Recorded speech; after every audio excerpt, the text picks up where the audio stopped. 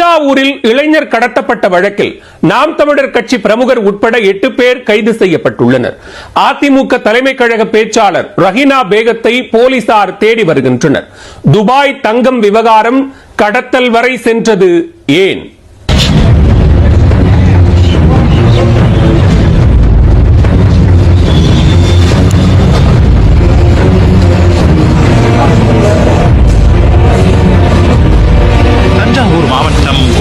தாலுகா பாலக்கரை பகுதியைச் சேர்ந்தவர் சுபாஷ்.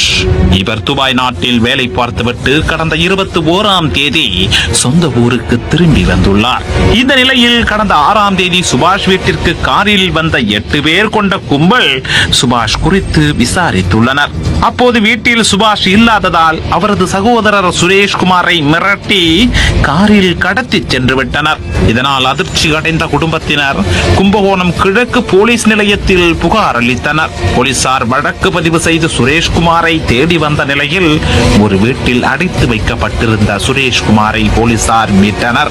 விசாரணையில் அதிமுக மற்றும் நாம் தமிழர் கட்சி நிர்வாகிகள் சேர்ந்து துபாய் கடத்தல் தங்கம் விவகாரத்தில் சுரேஷ்குமாரை கடத்தி சென்றது தெரிய வந்தது. நாகை மாவட்டம் செம்பரை கடை தெருவில் வசிக்கும் ரஹீனா பேகம் அதிமுக தலைமை கழக பேச்சாளராக இருக்கிறார். ரஹீனா பேகத்தின் உறவினர் துபாயில் வசிக்கும் நிலையில் அங்கிருந்து 900 கிராம் தங்கத்தை சுபாஷிடம் கொடுத்து அதை ரஹீனா பேகத்திடம் கொடுக்கும்படி கூறியுள்ளார். துபாயில் இருந்து தங்கத்துடன் சொந்த ஊருக்கு வந்த சுபாஷ் தங்கத்தை ரஹீனா பேகத்திடம் கொடுக்காமல் தலைமறைவாகிவிட்டார்.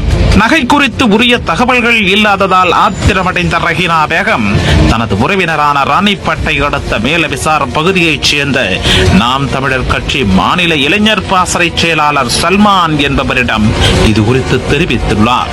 சல்மான் மற்றும் அவரது கூட்டாளிகள் 8 பேர் சேர்ந்து சுபாஷின் வீட்டிற்கு சென்றுள்ளனர்.